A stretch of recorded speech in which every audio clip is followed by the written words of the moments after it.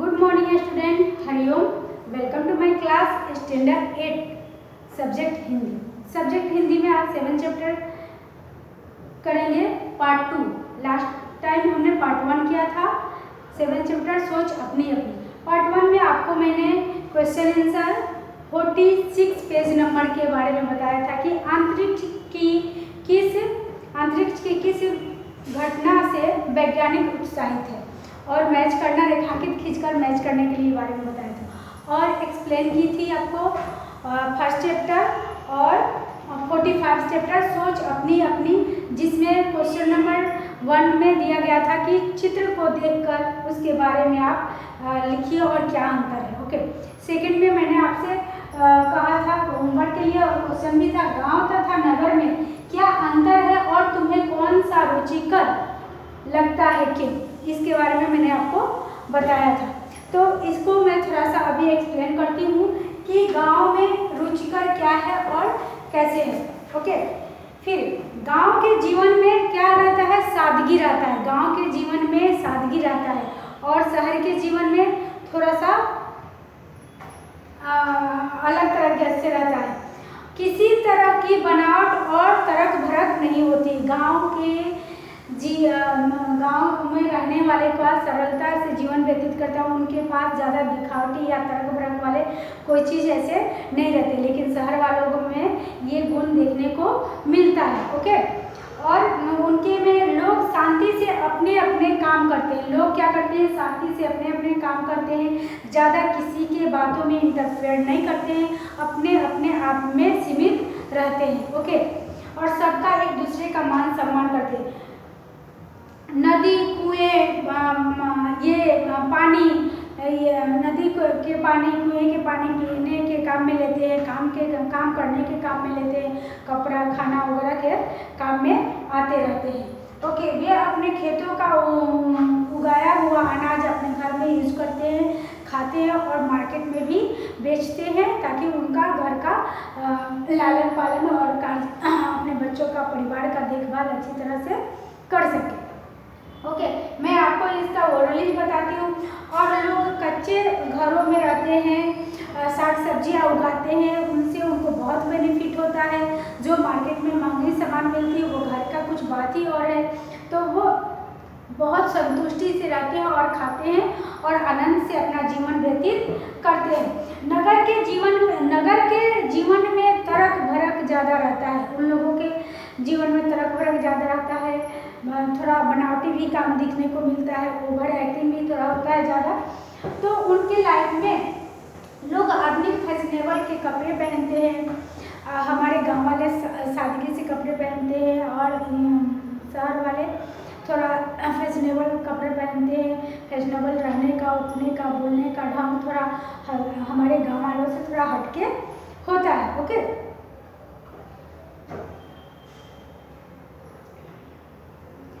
वे पक्के के मकान में रहते हैं। वे उनके घर में पानी कुएं और तालाब से नहीं लेते हैं, नल के पानी से, फिल्टर के पानी यूज़ करते हैं और खाना वगैरह भी अपना जो साग सब्जी है वो अपने, बहुत लोग ऐसे हैं जो सिटी में रह के कुछ कर नहीं सकते, इसलिए वो मार्केट से लेके आते हैं और उसी को खाते हैं और फ्रिज में रखते हैं।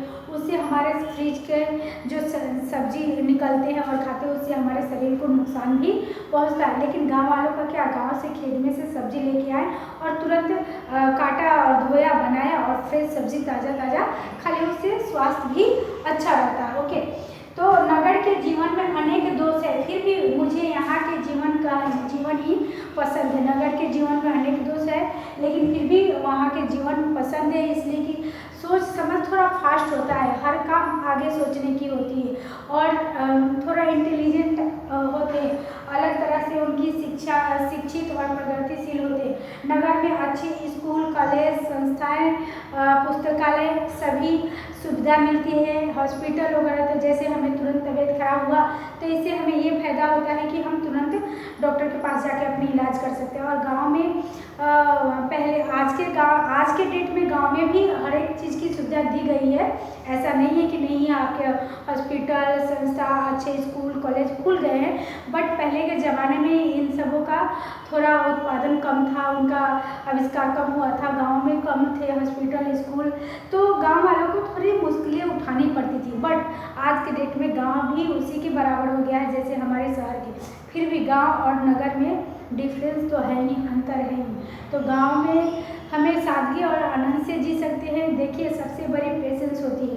अगर हम शहर में भी रह के हमारे मन में संतुष्टि नाम की चीज़ नहीं है, तो हमारे पास कितना भी धन दौलत, गाड़ी बंगला और संस्था, स्कूल, कॉलेज, हॉस्पिटल पास में भी हो जाए, फिर भी हमें कोई काम नहीं आता, कोई संतुष्टि नहीं होती। बट अगर हम गांव में रह के उसी चीज़ को संतुष्टि से अपना जीवन यापन करते हैं, जीवन में लाते हैं कि हमारे गांव में रह के जो अगर छोटा मोटा तबीयत खराब होता था तो घरेलू नुस्खे भी करके हमारी दादी नानी ये सब लोग उपाय बता के उनका अच्छी तरह से इलाज कर सकते हैं। तो सबसे बड़ी होती है कि संतुष्टि होनी चाहिए कि हम जितना चादर है उतना ही पैर पसारे।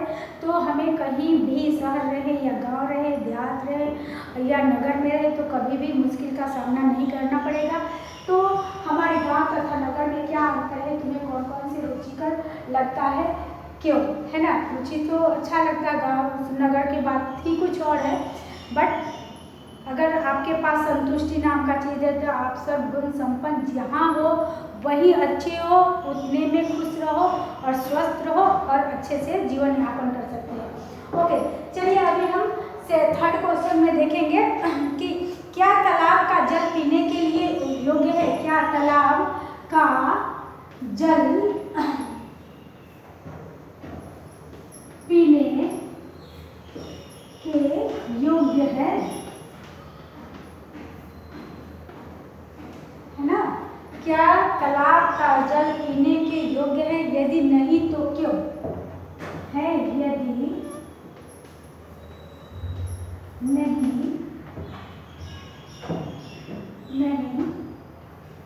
तो क्यों? ओके, तो आपका ये क्या कह रहा है? क्या तालाब का जल पीने के योग्य है? यदि नहीं तो क्या? इसके बारे में आपको लिखना है। तो तालाब का जल पीने के लिए योग्य नहीं होता है। यहाँ हम आंसर लिख देंगे, तालाब का जल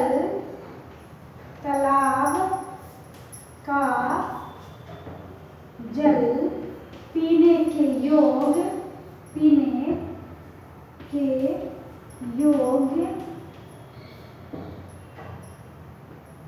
नहीं होता है। ओके, तालाब का जल पीने के योग्य नहीं होता है ना? तालाब चारों ओर से बंद होता है। तालाब क्या होता है? चारों ओर से बंद होता है। तालाब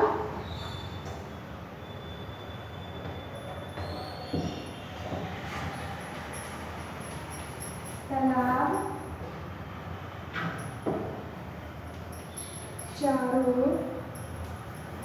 ओर से बंद होता है। ओके, तालाब क्या है? चारों ओर से बंद होता है। चारों ओर से बाहर की धूल मिट्टी गिरती है। चारों ओर से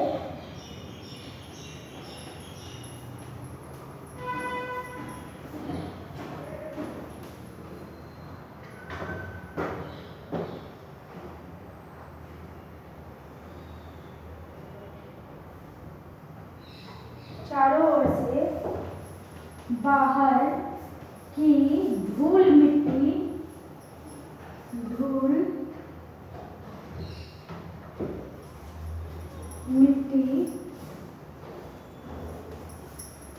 गिरती है ना? पेड़ों के पत्ते गिरकर सड़ते रहते हैं। पेड़ों के पत्ते गिरकर सड़ते रहते हैं।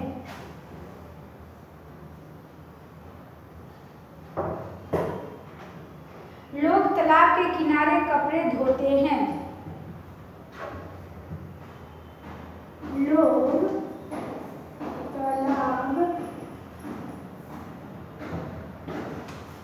तालाब के किनारे कपड़े धोते रहते हैं,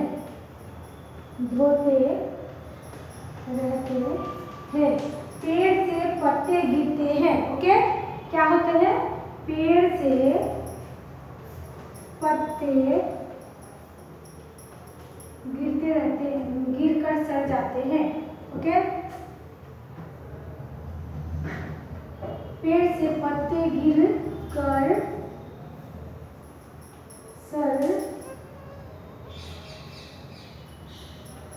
जाते हैं। ओके, चलिए इरेज कर देती हूँ मैं आगे।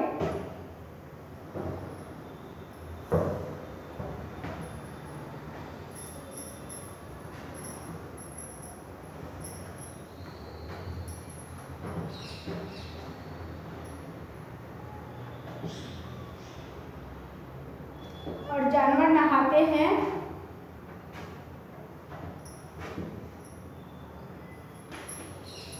तालाब में, जानवर नहाते हैं, है ना? तालाब में जानवर नहाते हैं,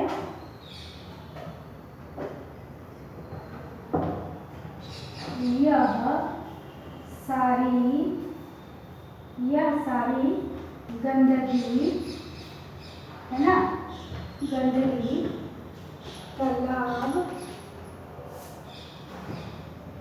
को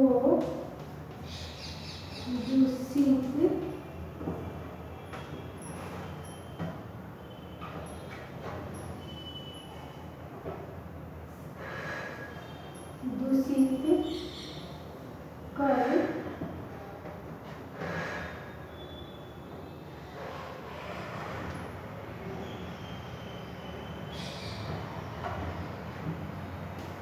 देती है, दूषित कर देती है। ओके, दूषित कर देती है। यह दूषित जल पीने से हैजा, यह दूषित जल पीने से हैजा, है ना, हैजा पेचिश आदि तरह की, हैजा पेचिश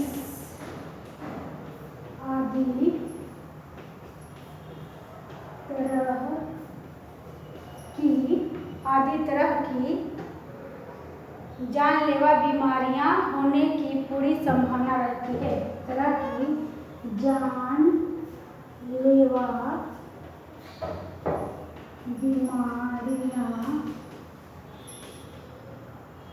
बीमारियां होने की पूरी क्या रहती है? पूरी संभावना रहती है।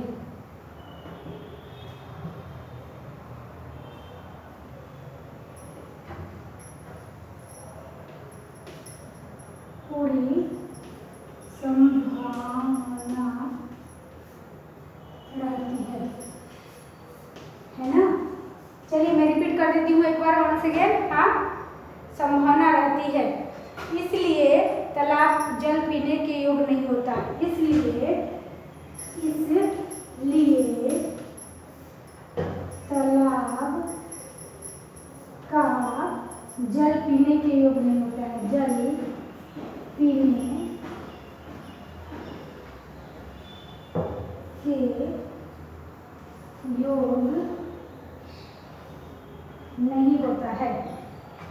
योग नहीं होता है, नहीं होता है। दिख जाएगा आपको। ओके बच्चों, चलिए मैं रिपीट कर देती हूँ मन से अगेन। यहाँ से तालाब में जानवर नहाते हैं, यह सारी गंदगी तालाब को दूषित कर देती है। यह दूषित जल पीने से हैजा पेचिश आदि तरह के जानलेवा बीमारियां होने की पूरी संभावना रहती है, इसलिए तालाब का जल पीने के योग्य नहीं होता है।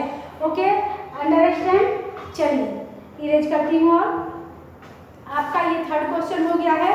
अभी इसमें क्वेश्चन दिए गए हैं कि दिए हुए मुद्दे के आधार पर विज्ञान का वरदान अभिशाप है, इस विषय में आपको लिखना है। बट अभी मैं आपको ये लिखवाऊंगी अनुच्छेद, अनुच्छेद लिखवाने वाली हूँ।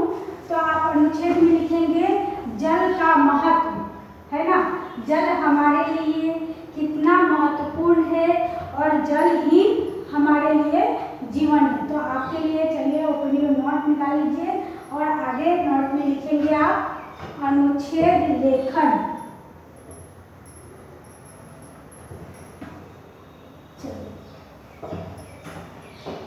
अनुच्छेद लेखन,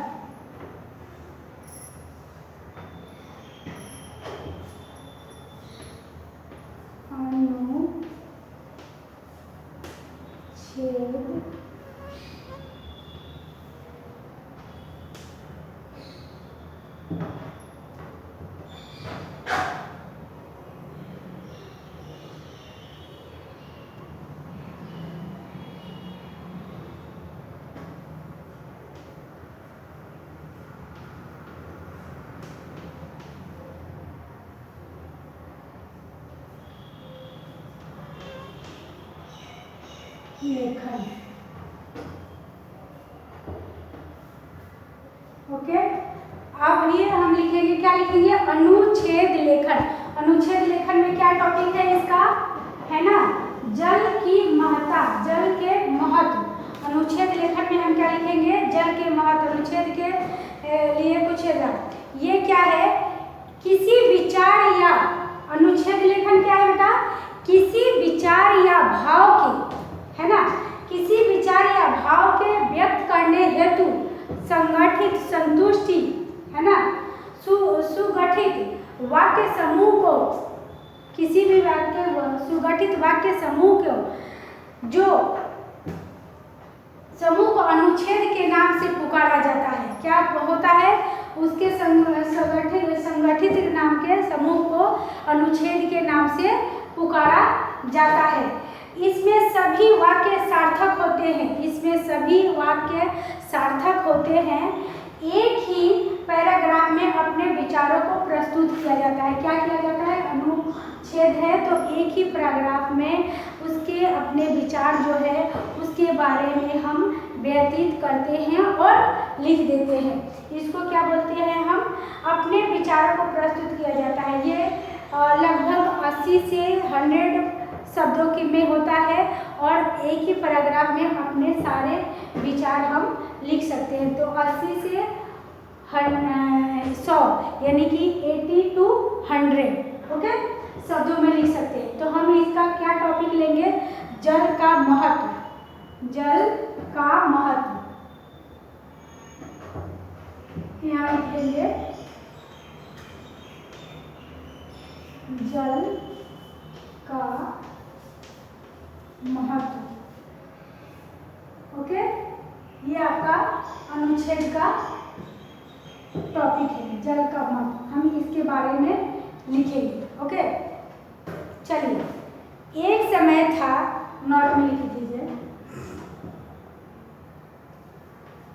एक समय, वैसे तो आप जल के बारे में अभी मैं आपको चैप्टर में था कि जल क्या है आपके बारे में, तो मैंने आपको अभी लिखवाया है। ओके, पर ये अगर अनुच्छेद लिखने के लिए आ सकता है, ऐसा नहीं कि जल का ही है, कोई सा भी मैं टॉपिक ले सकती हूँ, कोई सा भी है। तो उस विषय पे आपको 80 से लेके 100 तक शब्द में, 100 तक शब्द में लिखना होगा। ओके, तो मैं आपको लिख के एक बता देती हूँ हिंट्स की कैसे आता है, फिर आप अपने मन से आगे करेंगे। Okay, understood. चलिए, जल, एक समय था जब जल हर, एक समय था जब जल, है ना, जब जल हर स्थान पर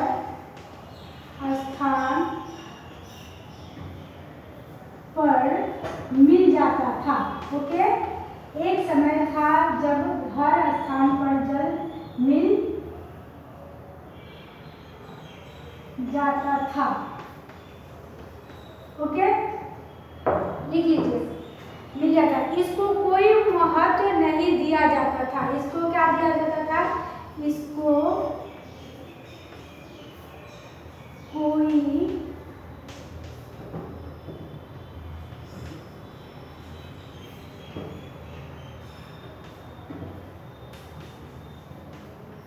कोई महत्व नहीं दिया जाता था। ओके। परंतु तीव्र गति से बढ़ती जनसंख्या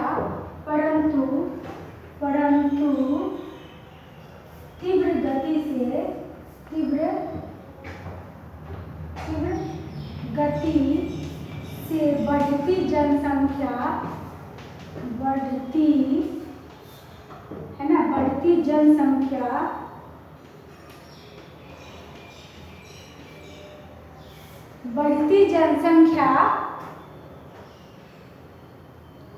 तथा परिवर्तित जीवन शैली के कारण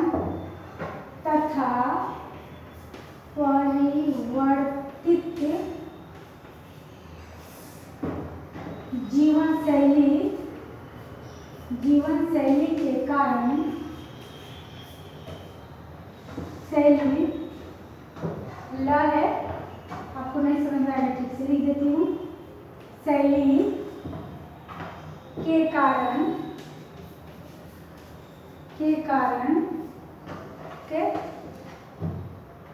कारण जल अब दुर्लभ हो गया है।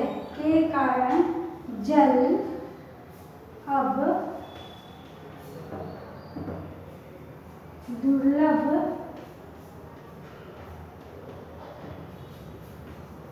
हो गया है। ओके, आप तो लिख सकते हैं इससे कि जल के बारे में, जल हमारा जीवन है। इसी दुर्लभता के कारण जल का मूल्य बहुत अधिक बढ़ गया है। इसी दुर्लभता के कारण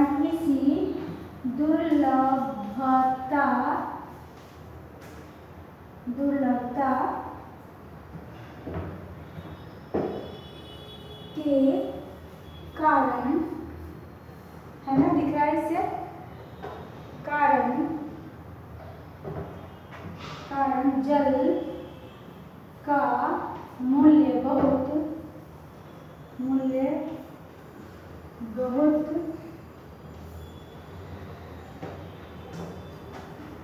बहुत अधिक बढ़ गया है।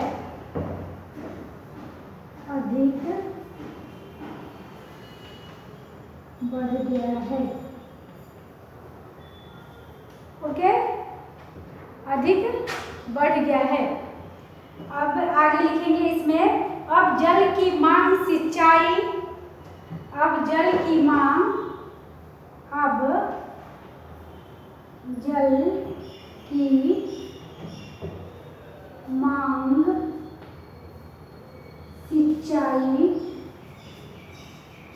है ना, सिंचाई के साथ साथ उद्योग के साथ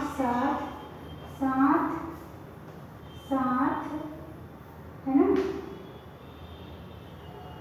उद्योग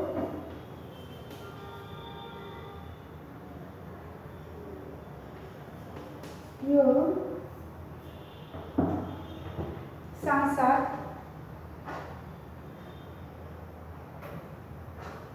उद्योग एवं घरेलू उपयोग एवं, यहाँ लिख दीजिए, एवं घरेलू उपयोग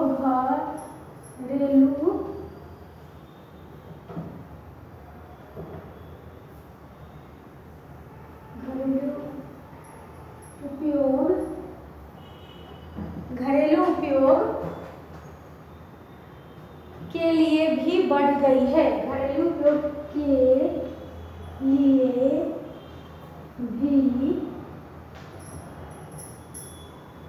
भी बढ़ गई है। ओके, मैं रिपीट कर देती हूँ, है ना, वन सेकेंड, एक बार यहाँ से करती हूँ। परंतु तीव्र गति से बढ़ती जनसंख्या तथा परिवर्तित जीवन शैली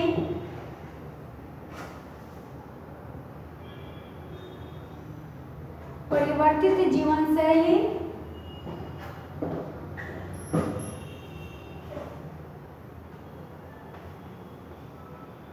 परिवर्तित जीवन शैली के कारण जल अब दुर्लभ हो गया है। ओके, इसी दुर्लभता के कारण जल का मूल्य बहुत अधिक बढ़ गया है। अब जल की मांग सिंचाई के साथ साथ उद्योग एवं घरेलू उपयोग के लिए भी बढ़ गई है। ओके, इरेज कर देती हूँ आपको, ये इरेज कर दूँ ना आपका, आपने लिख लिया होगा, अब मैं इरेज करके आगे लिखा देती हूँ आपको।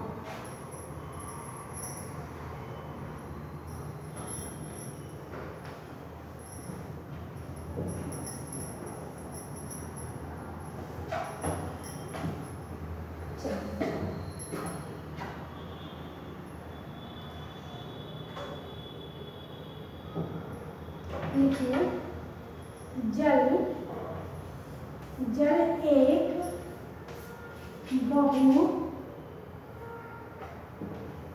बहुमूल्य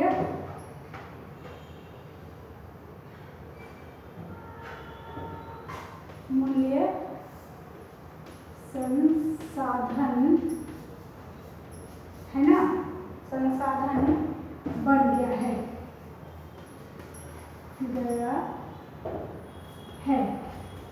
संसाधन बन गया है। ओके, बहुमूल्य संसाधन बन गया है। नगरों में ग्रामीण क्षेत्रों की अपेक्षा, नगरों में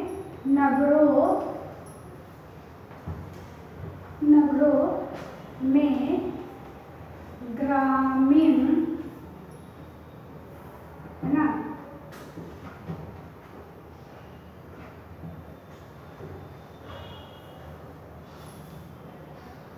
ग्रामीण क्षेत्रों की अपेक्षा, है ना, ग्रामीण क्षेत्रों की अपेक्षा इसकी आवश्यकता भारी मात्रा में है। इसकी आवश्यकता भारी मात्रा में है, भारी मात्रा में है। ओके, भारी मात्रा में है। ग्रामीण क्षेत्रों में जिस जल का उपयोग, ग्रामीण क्षेत्रों में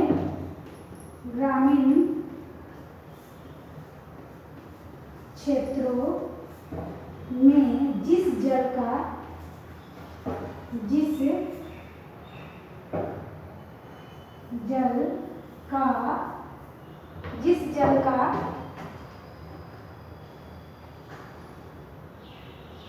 उपयोग किया जाता है, जिस जल का उपयोग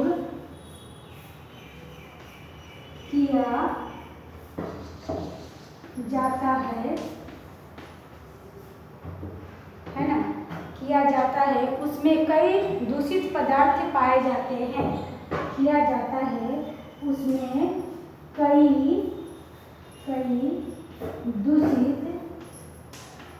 दूषित पदार्थ, है ना, पाए जाते हैं।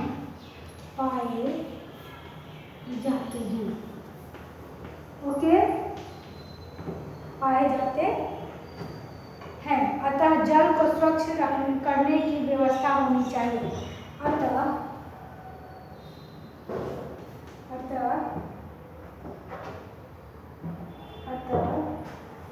जल को स्वच्छ रखने की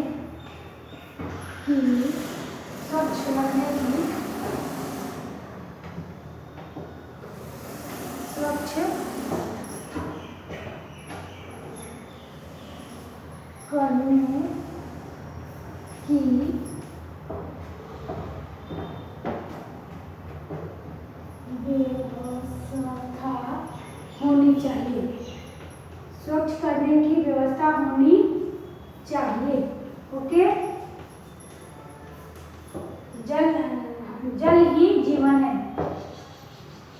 जल ही जीवन है। जल ही जीवन है। ओके, जल के बिना क्या।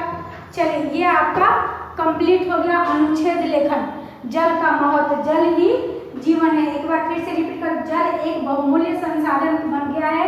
नगरों में ग्रामीण क्षेत्रों की अपेक्षा आवश्यकता भारी मात्रा में है। ग्रामीण क्षेत्रों में जिस जल का उपयोग किया जाता है उसमें कई दूषित पदार्थ पाए जाते हैं, अतः जल को स्वच्छ करने की व्यवस्था होनी चाहिए। जल ही जीवन है ना।